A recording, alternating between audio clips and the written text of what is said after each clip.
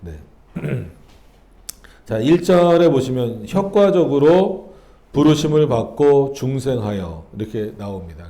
성화라고 하는 것은 말 그대로 거룩해진다라는 거거든요. 그러니까 거룩을 향하여서 간다, 거룩해진다 이런 그런 표현들입니다. 그래서 참고로 이제 우리는 이 땅에서의 완전 성화를 말하지는 않습니다. 그래서 이제 웨슬레안처럼 이 땅에서 완전 성화가 될 수 있다 이렇게 주장하는 것과는 조금 반대로 그러니까 반대가 아니죠. 그럴 수는 없다.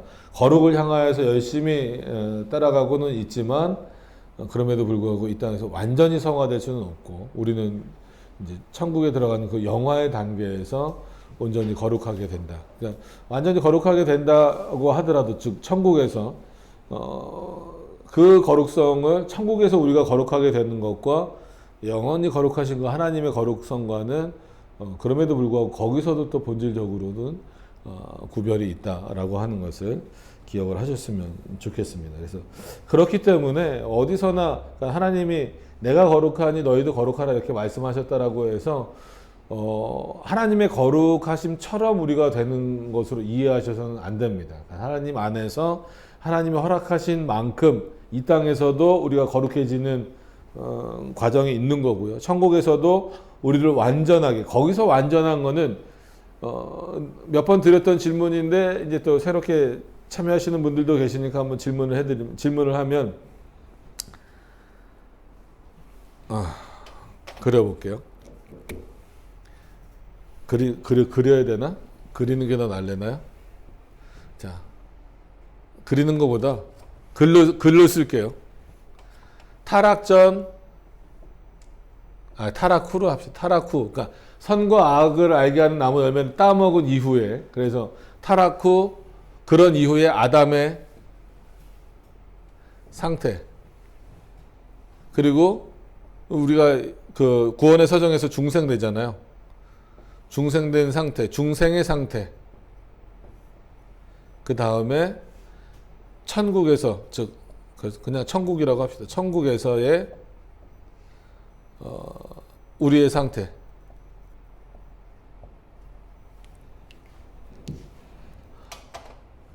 그러면 여기서 또 타락 전 아담의 상태. 자, 어느 상태가 제일 좋은 상태일까요?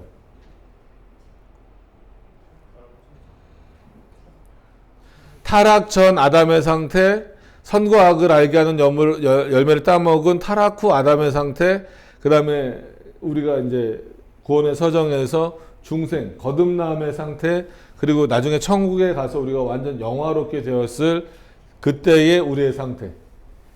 가장 좋은 상태는 언제일까요? 자, 1번, 2번, 3번, 4번. 자, 1번. 여기 화면에 안 나오니까 1번 한번 손 들어보세요. 1번이다. 이거는 드신 거예요? 안 드신 거예요? 아니, 타락 전 아담의 상태, 타락 후 아담의 상태, 중생의 상태, 천국에서의 우리의 상태. 자, 타락 전 아담의 상태. 네.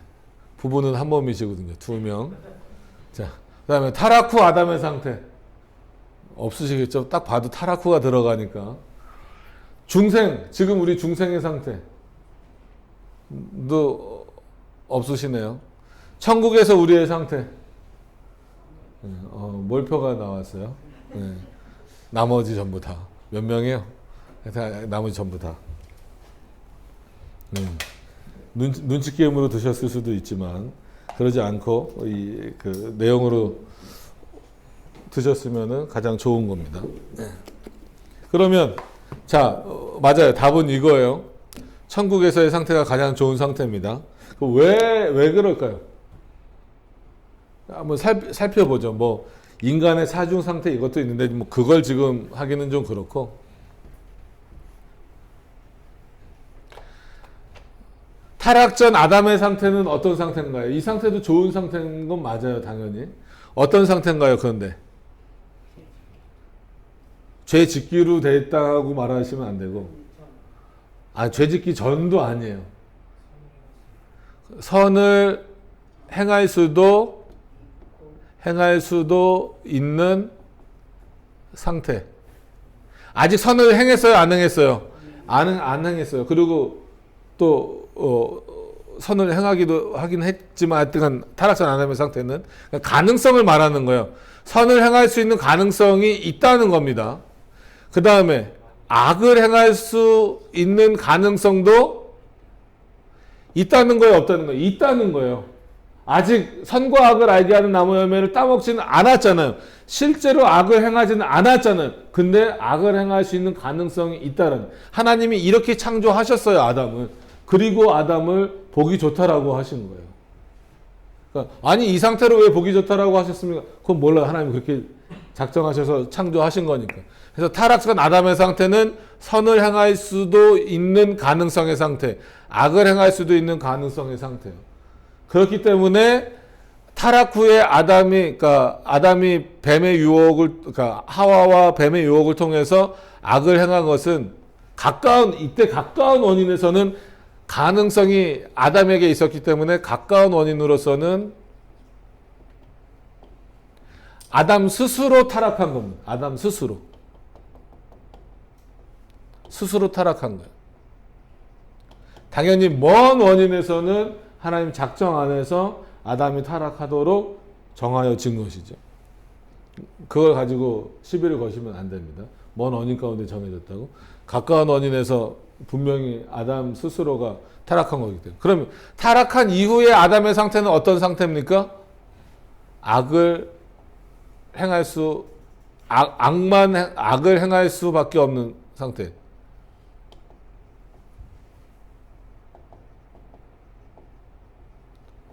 이게 전적으로 타락한 상태라는 거예요. 전적 타락이라는, 토탈 디프레비티라고 하는 전적 타락입니다. 선을 행할 수 있습니까? 없습니까? 이제 선을 행할 수 있는 가능성이 끊어졌다는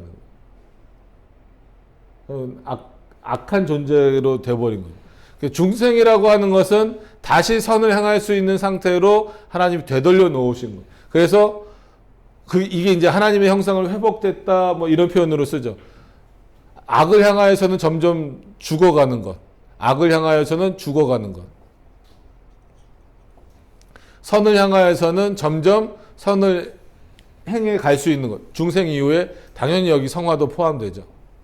천국의 상태가 왜 가장 좋은 상태냐면, 천국은 어떤 곳입니까? 하나님이 통치하시는 곳이잖아요. 물론 이 땅도 그렇지만 여기서는 악이 있을 수가 있습니까? 없습니까? 악 자체가 없어요. 그렇기 때문에 어떤 상태가 없어지는 거예요? 당연히 선을 행하는 상태죠. 대신에 악을 행할 수 있다라고 하는 것을 근본적으로 없애주시는 상태가 되는 거예요.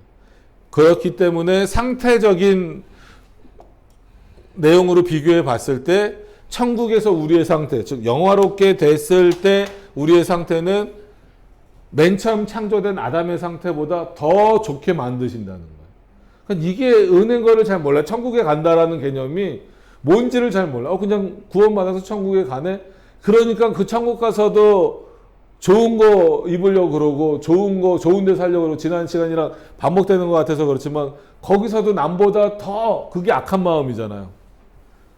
그잖아요. 형제끼리도 형보다 내가 더 좋은 거 가질 거야. 동생보다 내가 더 좋은 거 가질 거야. 부부끼리도 그럴 수 있어요. 그죠? 내가 더 좋은 거 가질 거야. 내가 저 사람보다 더 좋은 거 가질 거야. 천국에서도 그러고 싶어.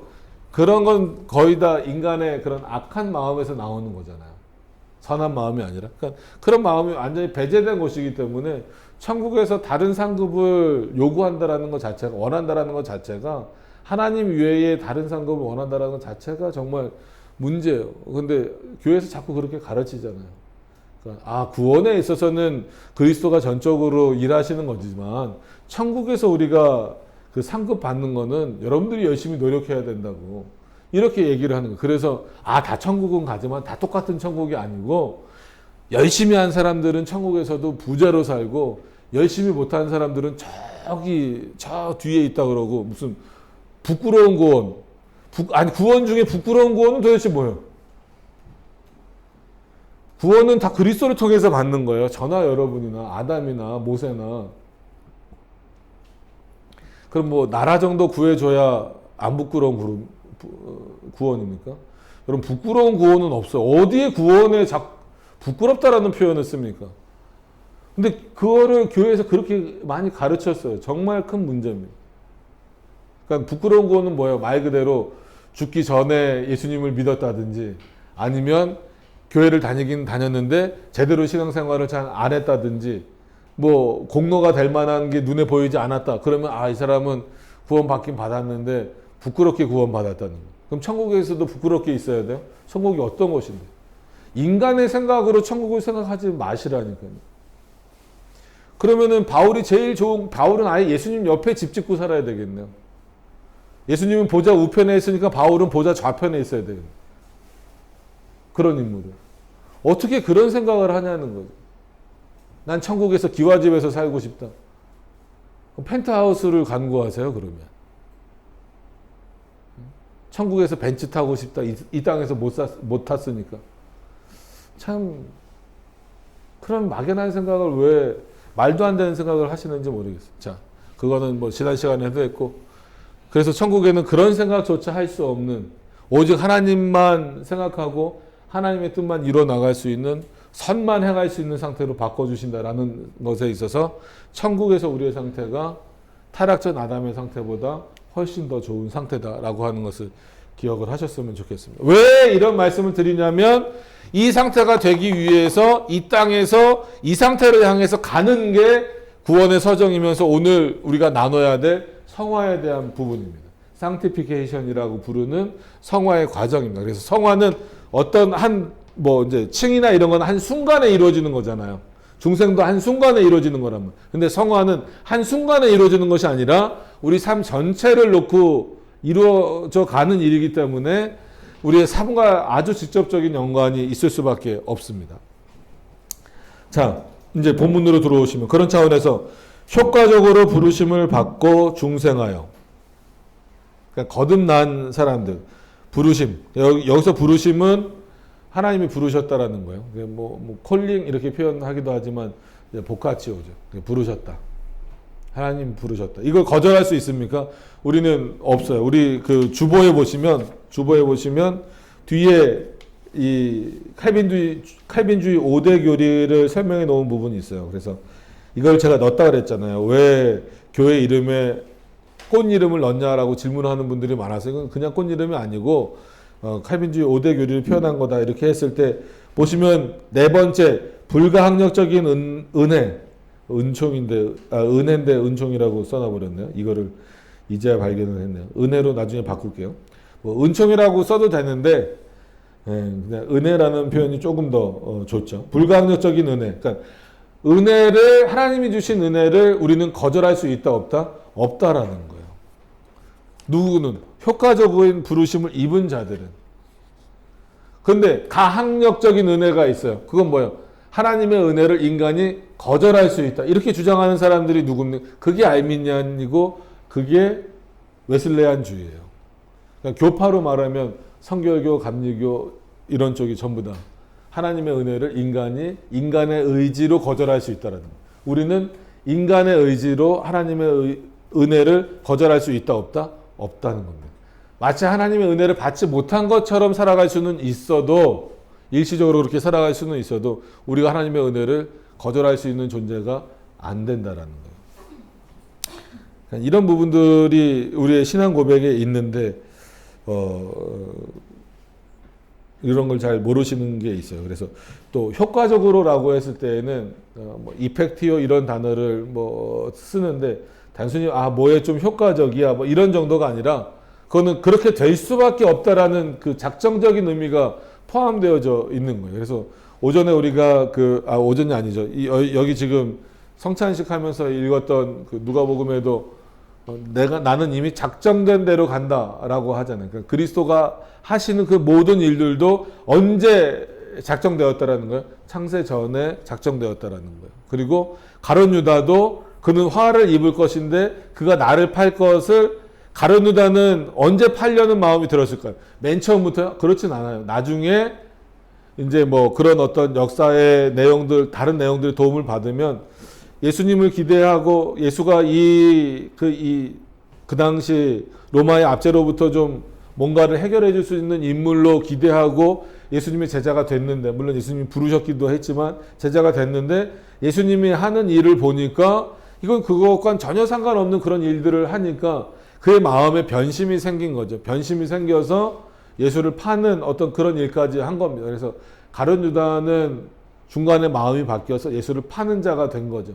근데 그 모든 과정이 어떻게 됐다는 거예요? 창세 전에 예정되어 있다는 거예요. 창세 전에 작정되어져 있다는 거예요. 그래서 가룟 유다가 예수님을 파는 일은 우발적인 일이 아니고 창세 전에 하나님이 작정하신 거예요. 근데 가까운 원인이라는 건 뭐냐면 우리의 마음, 말 그대로 가룟 유다를 예를 들면 가룟 유다의 마음이에요. 가룟 유다의 마음에는 처음부터 예수님을 팔려는 마음이 있었던 게 아니고 오히려 예수님과 지내다 보니까 예수님이 자기의 생각과 맞아요, 틀려요? 하는 게 틀리니까 나는 저런 예수님을 원한 거 아닌데, 저런 메시아를 원한 거 아닌데, 저 예수님 뭔가 좀 난 마음에 안 들어 했을 때, 로마에서 가룟 유다에게 접근했을 때, 그럼 내가 예수님 팔게. 이렇게 마음을 먹는 거, 이런 게 다 가까운 원인이에요. 우리에게는 그런 일들이 다 가까운 원인이에요. 예를 들면, 제가 땀이 나서 이렇게 닦았어요. 이게 가까운 원인이에요. 제가 닦은 거잖아요. 그럼 제가 이렇게 닦은 것이 저는 지금 결정한 거예요. 10분 전, 5분 전, 심지어 1분 전만 하더라도 이거를 가지고 제 이마를 닦을 것을 저도 알아요, 몰라요? 몰라요. 그런 일이 벌어졌을 때 하는 게 우리에게는 있는 일이에요. 그게 가까운 원인입니다. 근데 하나님은 저도 1분 전에 제가 이거를 1분도 안 됐어요. 이거를 제 땀을 닦을 거라는 것을 저도 몰랐는데 하나님은 이걸 언제 정해 놓으셨다고요? 창세 전에 정해 놓으셨다. 그게 데크레툼, 그게 작정입니다. 작정. 얼마나 세밀한 부분까지 작정하셨느냐? 오늘 화장실 몇 번 갈지. 좀 죄송합니다. 밥 먹기 전에 화장실 얘기를 꺼내서. 저도 몰라요. 화장실 몇 번 갈지. 근데 하나님은 오늘 이 사람이 화장실을 몇 번 갈지까지 정해 놓으셨다라는 거예요. 그럼 그걸 안 정하시고 어떻게 이걸 이끌어 가시냐는 거예요. 그래서 그건 뭔 원인이에요? 우리에게 감춰져요. 하나님에게는 분명히 알려진 원인이지만 하나님 정하셨으니까 우리에게는 알려지지 않았다라는 거예요. 그래서 늘 말씀드리지만 우리에게는 무슨 일이 있다고 우연이란 표현을 쓸 수 있어요. 길 가다가 우연히 이 사람 만났네. 우연히 이런 일이 있었네. 우리에게는 그게 우연히 있을 수 있어도 가까운 원인에서는 우연이 있는 거예요. 근데 하나님에게 있어서는 우연이 있습니까? 없습니까? 우연이 하나도 없습니다. 하나님에게 있어서 모든 것이 다 필연적인 거예요. 왜? 자신이 작정하셨기 때문에. 삼위일체 하나님이 작정하셨기 때문에.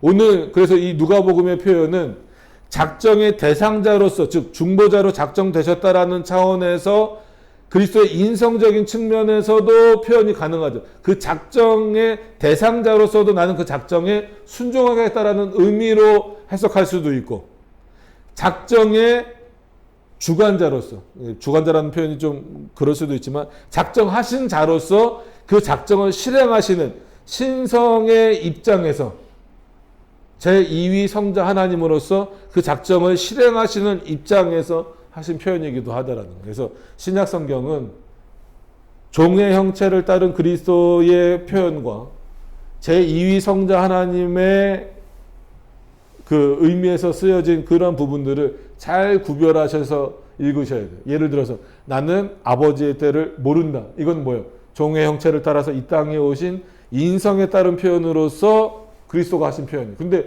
똑같은 그리스도가 아버지와 나는 하나니라. 이건 뭐예요? 동일 본질을 말하는 거거든요. 그거는 제2위 성자 하나님으로서 표현하시는 거예요. 이걸 구별하지 않고 막 읽으니까 성도님들도 혼란스러워. 어디서는 하나님이랑 같다 그러고 어디서는 하나님의 일을 모른다 그러고 뭐가 맞는 거냐. 그러니까 역사 안에서 뭐 세례 받을 때, 그러니까 세례 요한으로부터 예수님이 세례 받을 때 자기가 깨달았대요. 내가 예수구나. 내가 중보자구나. 내가 하나님의 아들이구나. 이게 그 현대신학의 아주 무서운 내용입니다. 그렇지 않아요. 예수님은 내가 아들이구나 이렇게 깨달으신 적이 없어요. 태어나실 때부터 아시는 거죠. 어떻게 아셨느냐는 당연히 자신이 하나님이신데 그걸 왜 몰라요. 그러니까 이런 부분들까지 전부 다 봐서 여기서 효과적으로 부르셨다라고 했을 때는 어느 누구도 거절할 수 없다라는 거예요. 그럼 거절할 수 없는 대상은 그럼 누구겠어요? 이 효과적인 부르심을 받고 중생받은 자들은 택자입니다. 택자. 택자들만이 성화의 길을 걸어가는 거예요. 유기자들은 성화의 길을 걷지 않습니다. 분명히 하셔야 돼요.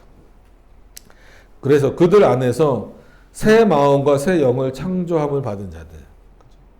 이게 거듭남의 이제 내용이잖아요. 그러니까 이겁니다. 하나님의 형상이 회복됐다라고 하는 것 자체가 뭐 외형적인 회복이 아니잖아요. 죄송합니다. 외형적인 회복이 아니잖아요. 그런 어떤 전 인격적인 그런 회복이다라고 했을 때는 죄를 향하여서는 이제 점점 죽어가도록 그 마음이 변화되는 것이고 또 성령께서 그를 붙잡고 계신다라는 거고 선을 향하여서는 점점 그 일을 많이 행가도록 만들어 가신다라는 겁니다. 자, 그런 자들이 즉 그런 새 마음과 새 영이 창조된 자들이 그리스도의 죽음과 부활의 공로를 통해서 자, 공로라는 표현은요 유일하게 그렇기 때문에 누구에게만 쓸 수 있습니까? 예수 그리스도에게만 쓸 수 있는 거예요. 인간에겐 절대 쓰시면 안 됩니다. 우리는 공로가 있어요, 없어요? 없어요.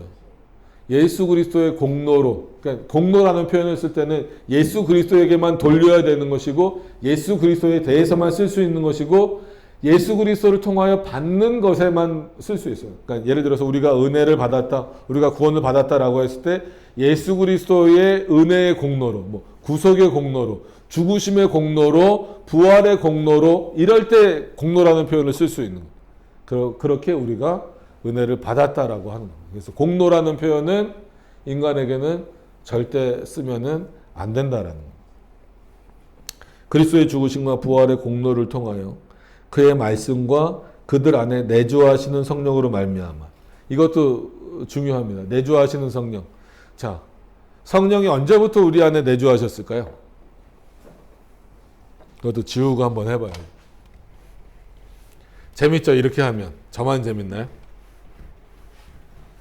아니 너무 잘못 알고 계신 게 많아서 자, 성령이 내주하신다. 내주니까 내주 남의주 이런 게 아니고 내 마음 속에 계시다 우리가 그렇게 표현하잖아요. 성령이 우리 마음 속에 계시다. 자, 구약 시대부터 신약 시대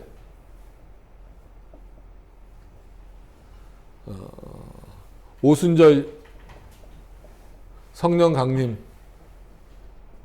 강림 이후 뭐 세 가지만 합시다. 그냥 1, 2, 3 성령이 우리 안에 내주하신 게 언제부터일까요?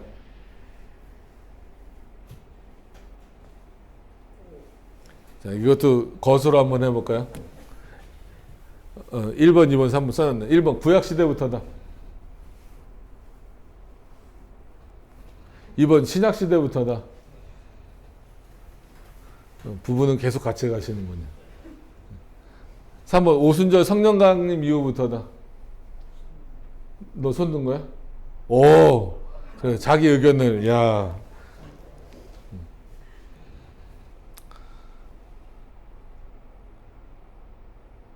솔직한 얘기로 여기 답은 없습니다. 근데 많이들 오해하시는 부분들만 적어 놓은 거예요. 크게 오해하는 게 구약 시대에는 자꾸 성령이 올라갔다 내려왔다 이렇게 하신다고 생각을 해요. 사울 그 왕 때문에 그래요. 뭐 성령이 떠났다 이런 표현을 쓰니까 그렇지 않습니다. 그러니까 우리로 자꾸 생각하시지 말고 하나님을 기준으로 생각을 하셔야 돼요. 하나님이 구약 시대에는 내려갔다 올라갔다 하실 이유가 없어요. 그럼 신약 시대는 약간 막연하죠. 언제부터가 신약 시대? 예수님이 태어나실 때부터인가, 신약 성경이 기록될 때부터인가, 예수님이 공생애를 하실 때부터인가 애매합니다. 그리고 대부분 많은 사람들이 여기에 손들어요. 우리 김윤재가 손든 것처럼. 왜냐하면 막 뭔가 막 신비롭잖아요. 막 성령이 막 불같이 막 일어서 막 불의 혀같이 나와서 막 했던. 우리 개혁교회는 오순절 사건은 단회적입니다. 지금도 오순절과 같은 역사를 일으켜 주시옵소서 그러면 우리 교회 말고 다른 교회를 찾아가시면 돼요. 저기 장로교회 말고 감리교회나 순복음교회나 선교교회나 이런 데 찾아가시면 돼요. 장로교회인데도 오순절의 역사를 기다린다면 우리 교리대로 안 가는 거예요. 오순절은 단회적 사건. 지금도 오순절이 반복됩니까? 안 됩니까? 안 돼요. 그럼 성령은 또 위에 올라가셔서 기다리고 있어야 돼요. 왜? 또 불같이 역사해야 내려가니까. 그냥 왜 자꾸 그러는지 모르겠어요. 이건 철저하게 단회적 사건이에요. 그럼 언제부터 우리 마음 가운데 내주하실까요? 거듭났을 때부터?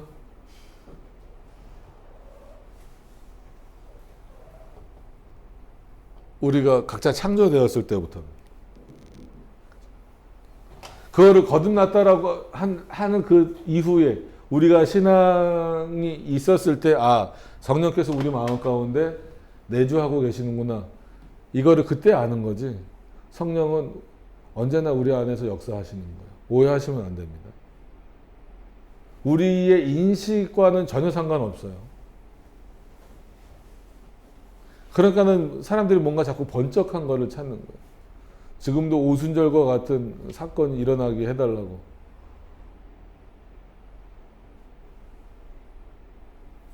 그러면 안 돼요.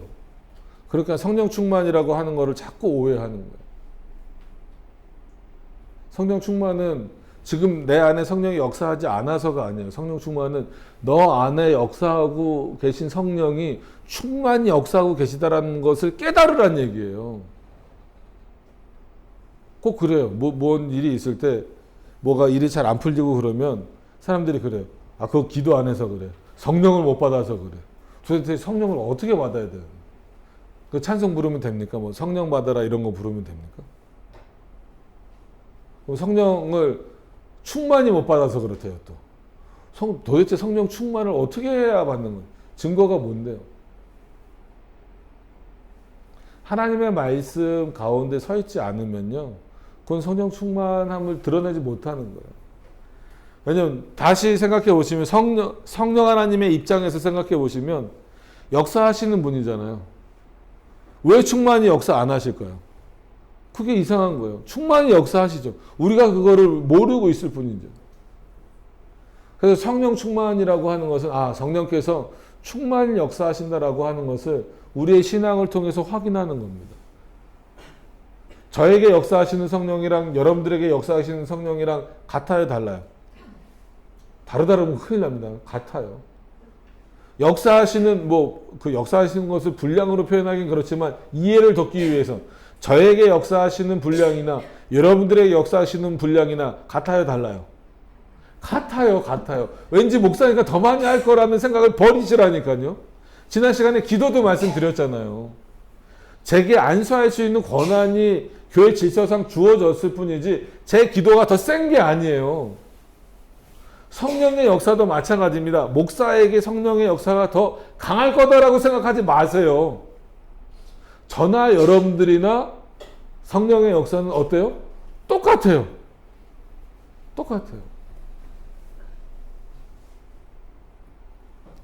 아무 데나 가서 그렇다고, 내가 목사님이 그러는데 성령이 똑같이 역사하니까 나도 막 성령으로 역사할 수 있어. 그래서 아무 데나 가서 막 안수하시고 그러면 안 됩니다. 성도들끼리도 그게 막 문제가 되고 그런 경우 있어요. 뭐 능력 받았다라고 그래서 왜 능력을 그런 것만 받는, 가장 큰 능력이 뭘까요? 그러니까 성령이 주시는 능력 중에서 가장 큰 능력이 뭘까요? 하나님의 말씀을 깨닫는 거예요. 자신의 말씀을 깨닫는 거예요. 조명하심의 은사가 가장 큰 거거든요. 근데 다른 거 이상한 거 받았다고 무슨 뭐 방언의 은사를 받았다고 랄랄랄라 렐렐렐레 하고 그 저기 어느 기도원 가면은 알려주잖아요. 방언의 6단계 그래가지고 어디 그 방언을 단계적으로 압니까? 뭐 병고침의 은사가 왜 자기 거예요? 하나님이 그때 그 순간에 역사하시는 것이지 누구에게 주는 게 아닙니다. 신의 은사는 사람이 가질 수가 없어요. 성경을 잘 읽어보세요. 제자들을 내보내실 때 병고침의 은혜를 주셨죠. 은사들을 주셨죠. 계속 그들에게 주입시켜 놓은 게 아니에요. 그 전도를 하면서 그 일을 하도록 하나님이 한시적으로 허락하신 거지. 나중에 다 걷어가시잖아요. 전 지금도 그래서 병고침의 은혜가 있다라고 믿어요. 근데 그거를 한 개인이 갖는다라고 생각하지 않습니다. 누가 그 하나님이 살아 계시니까 지금도 병을 고치실 수 있습니까? 없습니까? 있어요. 근데 한 사람을 통해서 고치는 게 아니에요. 저 사람은 병 고침의 능력이 있어. 그건 전부 다 거짓말이에요. 실제로 그 사람이 고치는 일을 했었다 할지라도 그건 그 사람 능력이 아니었거든요. 계속해서 그 일을 하는 것을 자랑하고 다닌다라고 하면 그거야말로 사탄의 일이다라고 하는 것을 현혹시키는 일이다라고 하는 것. 철저하게 그것으로 사람들 그것만 따라갑니다. 말씀으로 안 들어가요. 이 사람을 통해서 병고침을 받았다. 그 사람이 죽으라 그러면 죽습니다. 그거는 성경은 그걸 원하지 않죠. 제자들이 늘 뭐라 그래요. 그래서 바울이 그 성전 앞에서 일으켜 세웠을 때 사람들이 바울을 신으로 여기려고 했잖아요. 그때 바울이 도망치면서 뭐라 그래요. 나한테 그 영광을 돌리지 말아라. 이건 누가 받으셔야 된다? 그리스도가 받으셔야 된다. 하나님이 받으셔야 된다. 나는 한 것이 아무것도 없다라는. 사람들이 눈이 보기에는 왜 아무것도 한 게 없어요? 가서 일으켰는데. 왜 아무것도 한 게 없어요? 했지, 본인이 했지. 근데 정작 그 일을 한 본인은 뭐라 그래? 이 일은 누구 하신 일이다? 하나님이 하신 일이다라는 거예요. 근데 왜 대놓고 나는 신유의 은사를 받았다라고 거짓말 하냐는 거예요. 거짓말이에요, 거짓말. 사단의 유혹이고. 그래서 우리는 은사 중지론입니다. 그런 차원에서.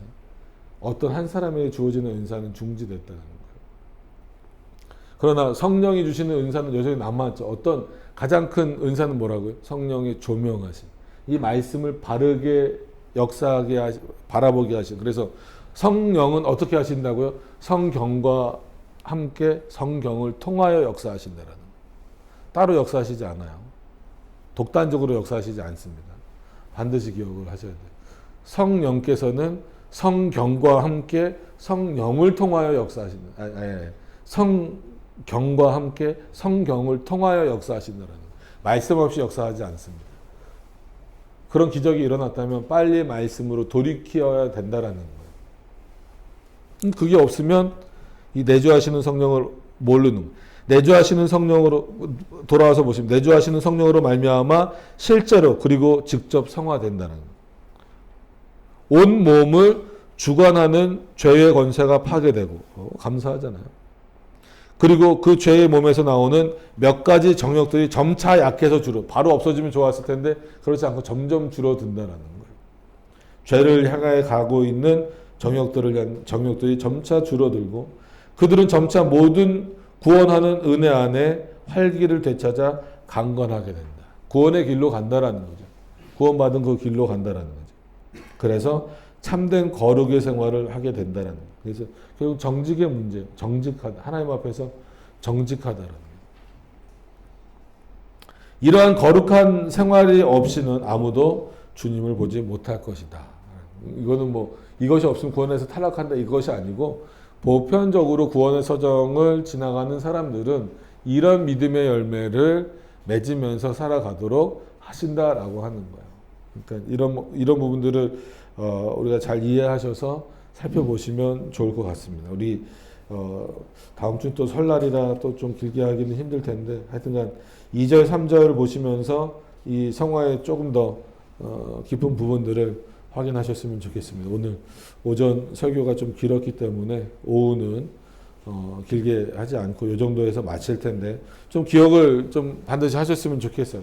오늘 했던 부분 중에서 우리가 누가 성화되냐면 효과적으로 부르심을 입은 자들, 즉 택자들만이 중생된 자들만이 그 성화의 삶을 살아가는 것이고 성화는 한순간이 아니고 그 삶의 내용을 통하여서 꾸준히 일어나는 일이고 점진적으로 일어나는 일이다라고 하는 그 일을 누가 하시냐면 물론 삼위일체 하나님이 하시지만 우리 안에 내주하시는 우리 안에 역사하시는 성령 하나님의 역사로 말미암아 되는 것인데 그 내용을 보니까 죄를 향하여서는 점점 줄어들어 가는 것이고 선을 향하여서 즉 구원 안에 있는 은혜를 향하여서는 점점 강하여져 간다라고 하는 그런 내용입니다. 그래서 결국은 참된 신자는 거룩한 생활이 나타날 수밖에 없다. 열매로 보여질 수밖에 없다라고 하는 것이 성화의 가장 중요한 부분 중에 하나라고 하는 것을 확인하셨으면 좋겠습니다. 그 외에